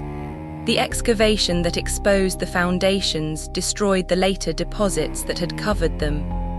The knights who preserved sculptures in their walls dismantled the monument those sculptures had adorned. Every act of preservation is also an act of destruction, a choice about what to save and what to sacrifice. History is like this. We cannot see everything at once. We must choose which layers to expose, which to leave buried, which to imagine from fragments and descriptions. The Mediterranean sun is setting now. Imagine the light falling golden over the harbour of Bodrum, the same harbour where ancient ships once moored beneath the gaze of the mausoleum. The castle of the knights catches the last rays, its walls glowing warm against the darkening sky. Shadows lengthen across the excavated site on the hillside, pooling among the foundations, filling the hollows where great sculptures once stood. The Aegean stretches westward, its surface turning from blue to gold to purple as the sun descends. Islands dot the horizon, the same islands that Mausolus claimed for his domain, the same waters his sister wife sailed in defense of their kingdom. The sea has not changed, even as everything around it has changed. Night comes slowly here, in the latitudes of the ancient Mediterranean. The sky holds its light long after the sun has disappeared, fading through shades of rose and violet before surrendering to darkness. Stars emerge one by one, the same stars that ancient sailors used for navigation, the same constellations that the Babylonians named and the Greeks adopted, and we still recognize today. The ruins grow quiet, the last visitors have departed. Only the stones remain and the silence and the slow turning of the sky. Let the details fade now. You do not need to remember the dates and names, the measurements and materials, the debates of scholars and the discoveries of archaeologists. Let them drift away like clouds across the evening sky. What remains is simpler. A man who wanted to be remembered. A woman who loved him beyond death. A monument that gave a word to every language of Europe. And fragments, always fragments, scattered now across the world, in Turkish museums and London galleries, in castle walls and open-air displays, in books and photographs and the imaginations of everyone who has ever heard the story. 25 miles from Bodrum, in the ancient city of Milas, there is another tomb. It belonged to a man named Halicarnassus. He was the father of Mausolus, the satrap before the satrap, the ruler who first established his family's power in Carian. When he died, his children built him a monument worthy of his legacy. For years, archaeologists studied this tomb without fully understanding what they were seeing. It was impressive, certainly, a sanctuary, a burial chamber, a carved sarcophagus covered with reliefs. But it was just one tomb among many in the ancient world. Then someone noticed the paintings. On the walls of Halicarnassus's burial chamber there are frescoes, faded now, damaged by time but still visible, and the images they depict are striking. Amazons, warrior women from Greek mythology, engaged in battle. These Amazon paintings are, in the words of one researcher, almost identical to the friezes from Mausolus's tomb. The same subject, the same style, the same artistic vision, separated by perhaps 20 years. And there is more. The sarcophagus of Halicarnassus is covered with carved reliefs. Among them are figures that scholars believe represent Mausolus himself and his sister wife Artemisia, the children honouring their father, the future satrap already imagining his own monument. It seems that Mausolus did not invent his wonder from nothing. He looked at his father's tomb, the sanctuary, the burial chamber, the sculptural program, and he thought, I can do this better. I can make it larger. I can hire the greatest artists of my age. I can build something that will not just honour my memory, but reshape how the world thinks about death and monuments forever. The sanctuary of Halicarnassus, one researcher concluded, may be regarded as the prototype of the Mausoleum at Halicarnassus. There is something touching in this. A son inspired by his father, a design passed down through a family growing grander with each generation. The wonder of the world born from a smaller wonder that came before. We stand on the shoulders of those who came before us. Even Mausolus, who gave his name to all grand tombs, was building on a foundation his father had laid. The fragments still wait in London and Bodrum, and somewhere beneath the Turkish soil the father's tomb still rests, the first draft of a wonder, the seed from which magnificence grew. The mausoleum is quiet now. It has been quiet for centuries. The sculptors have laid down their chisels. The architects have completed their plans. The builders have placed the last stone and descended their scaffolding for the final time. Only the monument remains. And even the monument in its current form is still. The fragments in London rest on their pedestals, lit by the soft glow of museum galleries. The ruins in Bodrum lie open to the sky, their stones settling imperceptibly year by year into the earth that holds them. There is peace in this stillness. The ambitions that drove the construction, the grief that inspired the completion, the wars and earthquakes and plundering that brought the monument down, all of this has passed. What remains is simply stone, shaped by human hands, waiting in silence for whatever comes next. Imagine resting in the gallery of the British Museum, in the quiet hours when the visitors have gone and the guards walk their rounds in the dimness. The colossal statue of Mausolus stands before you, lit by a single spotlight that casts soft shadows across its ancient surface. The headless torso seems to breathe in the silence, the drapery falling in frozen folds that the spotlight traces and the darkness conceals. The frieze blocks line the walls, their figures locked in eternal combat. But in the stillness of the closed museum, there is no violence in their poses, only pattern, only rhythm, only the shapes that human hands carved into stone 2,000 years ago. The lions guard their corners in patient silence. The column drums rest on their platforms like sleeping giants.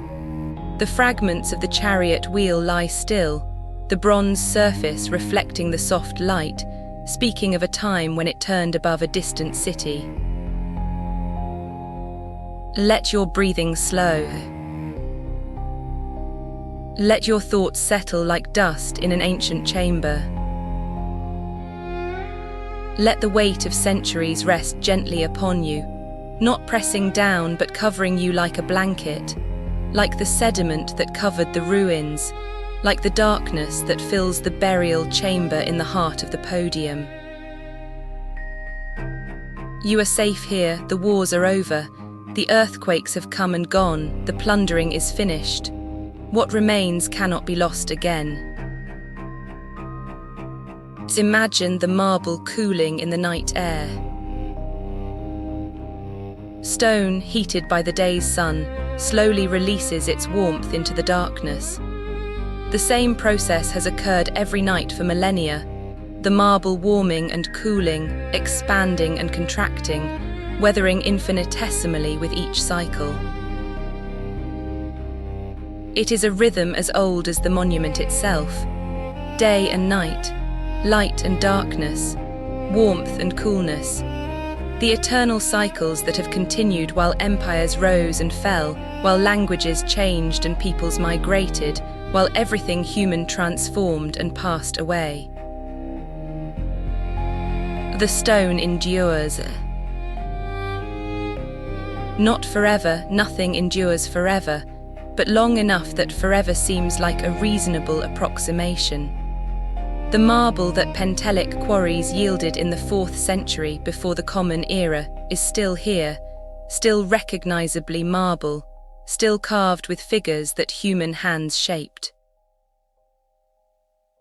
This is a kind of immortality. Think of the sculptor's hands.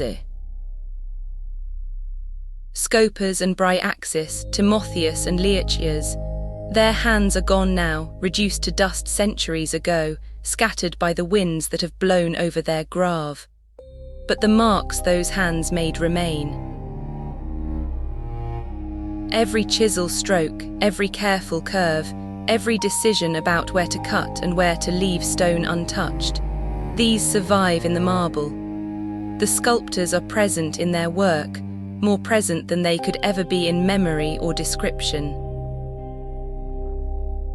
Touch the stone in your imagination. Feel the surfaces they created, the smooth flow of drapery, the textured curls of a mane, the sharp edges where shadow meets light. These are the marks of human presence, preserved across millennia. The sculptors sleep now, their dreams are finished, but their work continues to speak. Imagine the burial chamber in the heart of the podium. It is dark there.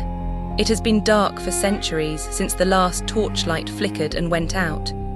The air is still, undisturbed by wind or movement. The silence is absolute, a silence so deep that you might hear your own blood moving if you listened closely enough. This is where Mausolus and Artemisia once rested. Their urns are gone now, removed or destroyed or lost to time. The treasures that once filled the chamber have vanished. Only the space remains, the hollow heart of the monument, the void around which everything else was built. There is something peaceful about this emptiness. The dead do not need their possessions. They do not need the gold and silver, the carved ivories, the precious textiles. They need only rest.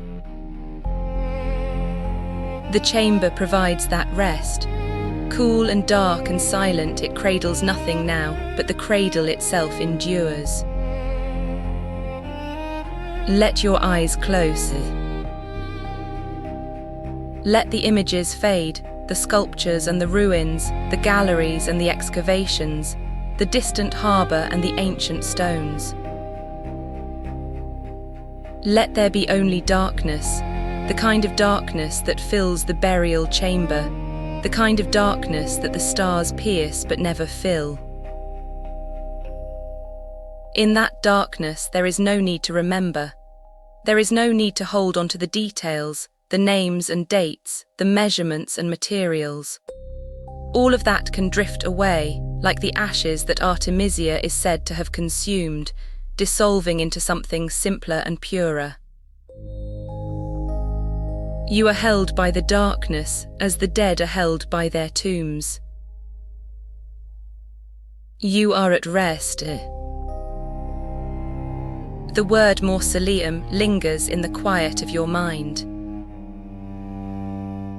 It is a beautiful word, with its soft opening consonants and its rolling vowels. It sounds like something vast and echoing, a space designed for rest and remembrance. This is what Mausolus gave the world. Not just a monument, not just a wonder, but a word, a way of speaking about grand tombs that will endure as long as languages endure. When you wake, you may not remember the details of this story.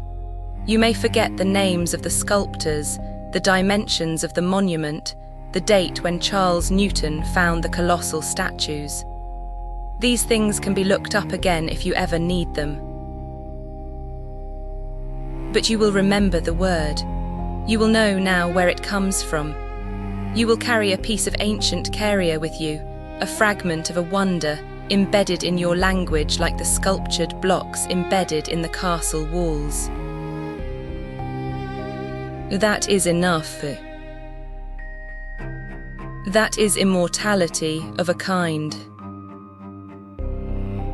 Imagine that the marble itself could dream. The stone was cut from the mountains of Attica, from quarries that still yield Pentelic marble today. Before it was carved, before it was shipped to Halicarnassus, before it became part of a wonder, it lay in the earth compressed and crystallized, formed over millions of years from the sediment of ancient seas. If the marble could remember that time, what would it dream of?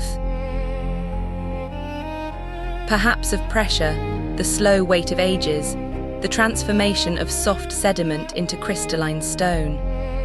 Perhaps of the microscopic creatures whose shells accumulated on an ocean floor that no longer exists, whose bodies became the raw material for monuments. Perhaps of darkness, the eons of darkness before the quarrymen came with their chisels, before the first light fell on stone that had known only the embrace of surrounding earth. Then the cutting, the sharp bite of bronze and iron, the wedging and splitting, the long journey from quarry to harbour, from ship to building site. Then the shaping, the sculptor's hands confident and patient, the gradual emergence of form from formlessness, of figure from block, of story from silent stone. If the marble could dream of this, would it feel pride? Would it feel joy at being transformed from anonymous rock into art that would be admired for millennia? Or would it simply feel the change, the alteration, the movement from one state of being to another, as we all move eventually from what we are to what we will become. The marble in the British Museum has travelled far. From the mountains of Attica to the harbour of Piraeus, across the Aegean to Halicarnassus, up the hillside to the building site, into the hands of sculptors and architects and builders. Then the long centuries of stillness, then the earthquake and the fall, then the knights and the castle, then Newton and the excavation. Onto the deck of HMS Supply, across the Mediterranean, through the Strait of Gibraltar, up the Atlantic coast to the English Channel and the Thames, into the galleries of the museum where it rests now in climate-controlled stillness. A long journey for a stone, a journey spanning continents and centuries. And now it dreams perhaps of rest, of stillness after movement, of completion after change. Let the marble's dream become your dream. A stillness after movement. A completion after change. Rest after the long journey. The museum will be here in the morning. The sculptures will still stand on their pedestals. The friezes will still depict their battles, frozen now and forever, violence transformed into pattern, struggle transformed into art. But that is tomorrow, that is later. Now is the time for rest. In Bodrum, the night has fully fallen. The harbour is quiet. A few boats ride at anchor, their masts swaying gently with the motion of the water. Lights from the waterfront restaurants cast golden reflections on the dark surface, stretching toward you in wavering columns of brightness.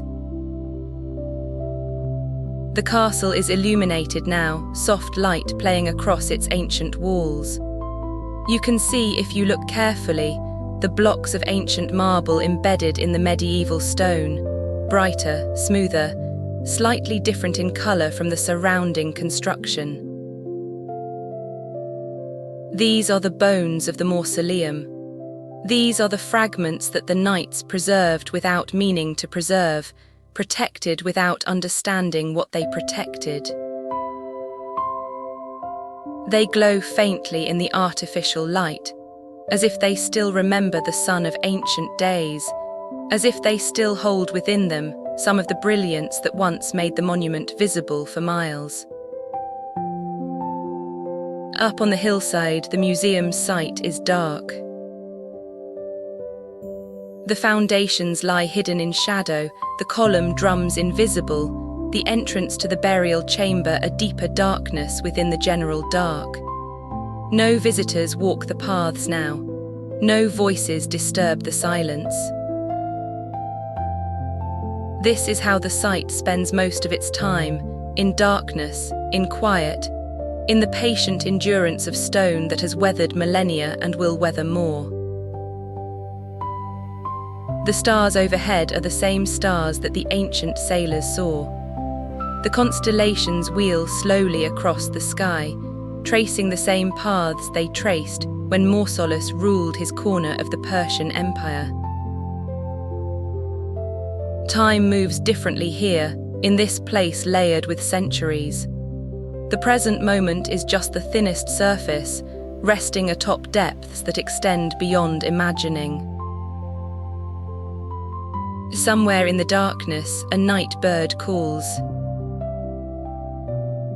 The sound is soft, almost tentative, a question called out to the night, waiting for an answer that may or may not come. It is the kind of sound you might hear anywhere around the Mediterranean, the voice of a creature that has no knowledge of monuments or wonders, that lives its simple life among the stones without caring what they once represented. The bird falls silent. The harbour water laps gently against the hulls of the anchored boats. The night continues its slow, patient course toward morning. You do not need to follow its course. You can rest here in this moment between stars, in this darkness that holds within it the memory of light. The mausoleum has waited for centuries. It can wait a few hours more. Names have power. Consider the names that have moved through this story. Mausolus and Artemisia, Scopas and Bryaxis, Timotheus and Leochias, Satyros and Pythias, Charles Newton. So many names attached to people who lived and worked and died, who left behind fragments of their existence for us to puzzle over. And one name has outlasted them all. Mausolus. Not as a name of a person, but as a word. A common noun. Something spoken in conversations that have nothing to do with ancient Caria, by people who have never heard of Halicarnassus, in languages that did not exist when the monument was built. This is a strange kind of immortality. The person is forgotten, the word endures. The individual dissolves into the concept. Mausolus, the man, his ambitions, his wars, his loves and fears, all of this is lost. But mausoleum, the word, remains, carrying a trace of him into every conversation about grand tombs, every description of memorial architecture. Perhaps there is comfort in this. Our individual selves, with all their complexity, cannot survive. The details that make us who we are, our habits and preferences, our private jokes and secret sorrows, these must fade. Even the people who knew us best will eventually die, and with them the living memory of who we truly were.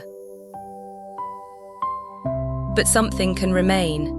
A word, a work, an influence that ripples outward through time, touching people who never knew us, shaping lives that we cannot imagine. Mausolus wanted to be remembered. He succeeded, though perhaps not in the way he intended. He is not remembered as a great ruler. His victories and territories are footnotes in history. He is remembered as a word, as a concept, as the answer to a question that people ask every day.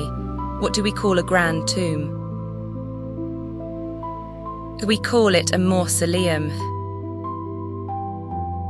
Let the names rest now.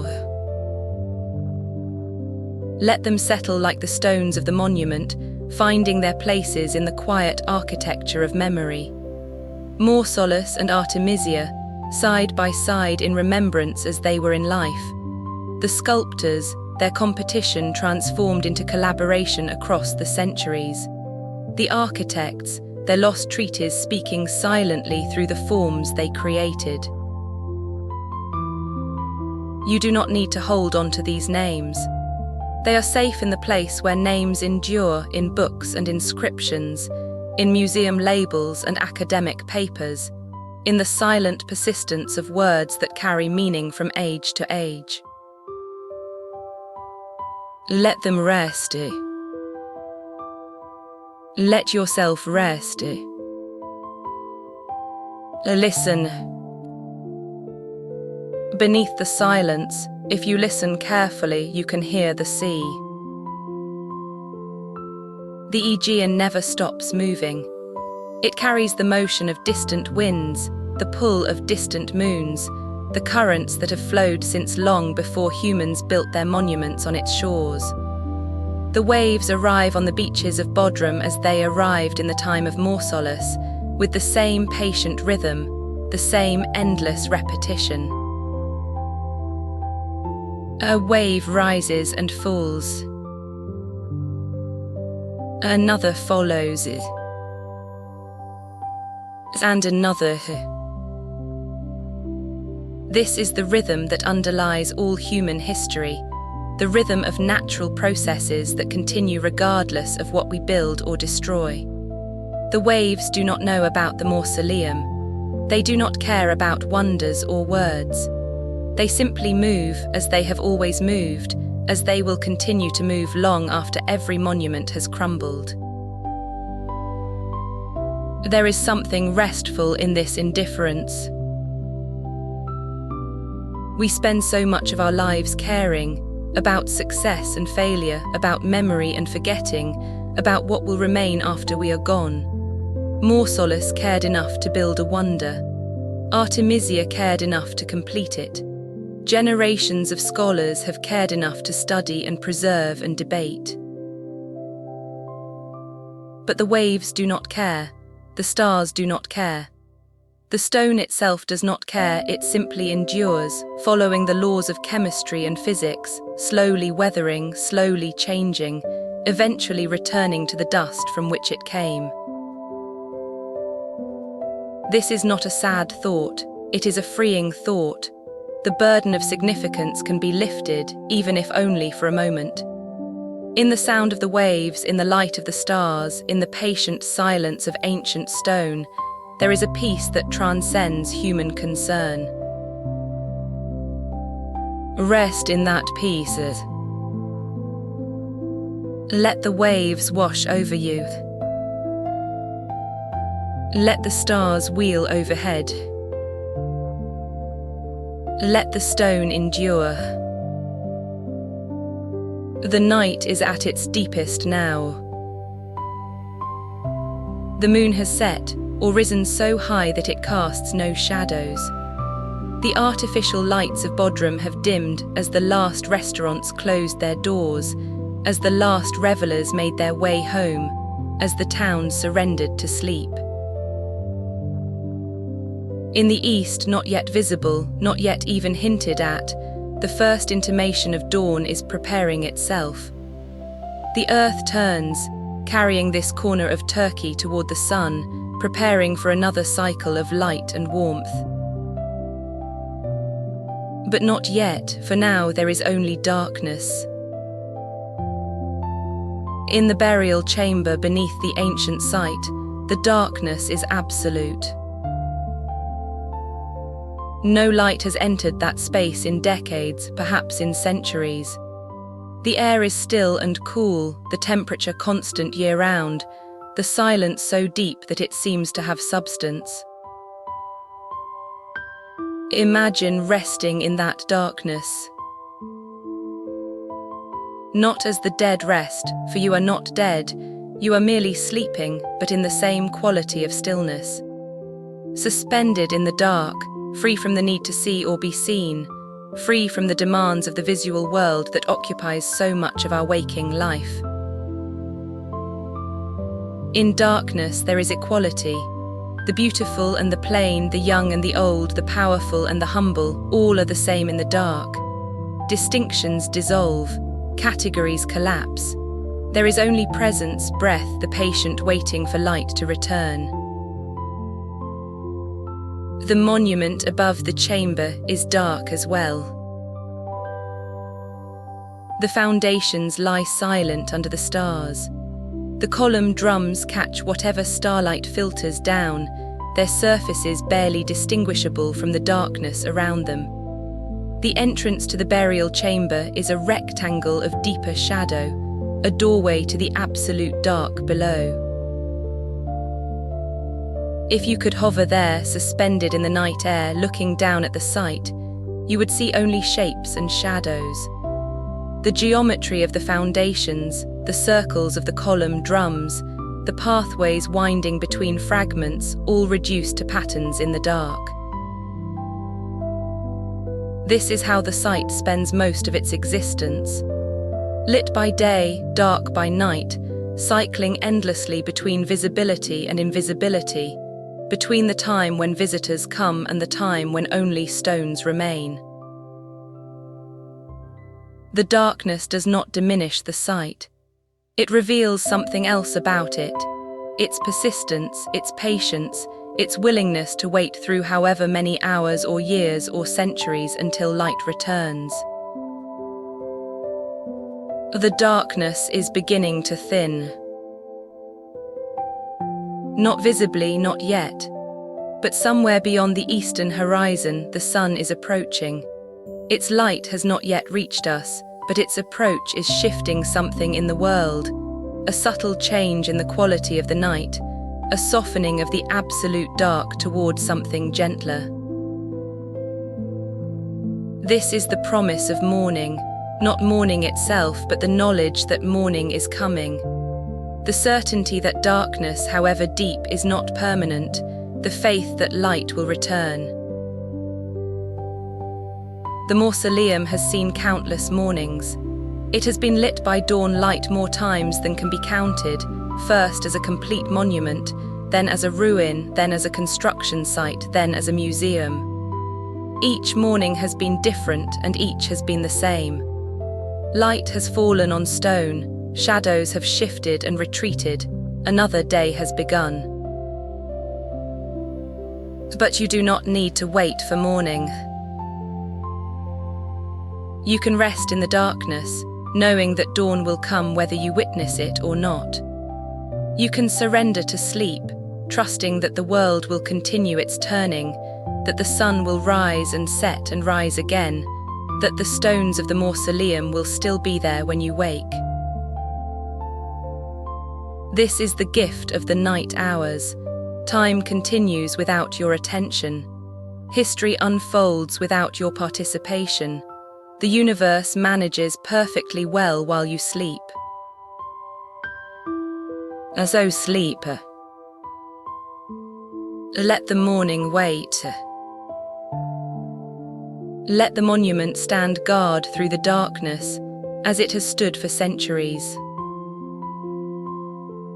Let the waves continue their rhythm, the stars their wheeling, the earth its patient turning. All of this will still be here when you return. The mausoleum was built for eternal rest. That was its purpose, not to be admired though it was admired, not to be studied though it has been studied, not to provide a word for dictionaries though it has done that too. Its fundamental purpose was simply to provide a place where the dead could rest. Rest eternally. Sleep the sleep that has no waking. We are not there yet. We will wake in the morning, return to our lives, continue our small part in the ongoing story of humanity. The rest we take tonight is temporary, restorative, a pause in the journey rather than its end. But there is something of eternity in every rest. When we surrender consciousness, when we let go of the thoughts and worries that fill our waking hours, we touch something beyond the temporal. We participate, in a small way, in the stillness that the dead know. This is not morbid, this is not frightening, this is simply true. Sleep is practice for eternity. In sleep, we learn to let go of control, of vigilance, of the constant activity that fills our days. We learn that the world continues without us, that our absence does not cause collapse, that we are held by something larger than our own wakefulness. The mausoleum held Mausolus and Artemisia through their eternal sleep. We do not know where they rest now. Their urns are lost. Their physical remains have long since dispersed. But the monument that was built to hold them endures, in fragments, in memories, in a word that carries their purpose into every language of Europe. Let that word hold you now. Mausoleum. A place of rest, a place of peace, a place where the busy activity of life gives way to the stillness that underlies all things. You are held. You are safe. You can rest. There is nothing more to tell. The story has been told. The monument has been described. The fragments have been located in London and Bodrum in castle walls and museum galleries. The names have been spoken, the dates recited, the wonders enumerated. All that remains now is silence. The silence of the museum after hours, when the lights have dimmed and the visitors have departed. The silence of the ancient site, where stones wait in darkness for another dawn. The silence of the burial chamber, absolute and unchanged. The silence that Mausolus and Artemisia knew when their ashes were first placed in that dark space. Let yourself dissolve into that silence. Let the words fade, as words always fade, leaving behind only the stillness from which they arose. Let the images fade, the white marble, the bronze chariot, the carved friezes with their frozen combats. Let them sink beneath the surface of consciousness, into the depths where dreams move in their own rhythms. Let everything fade except the simple fact of rest.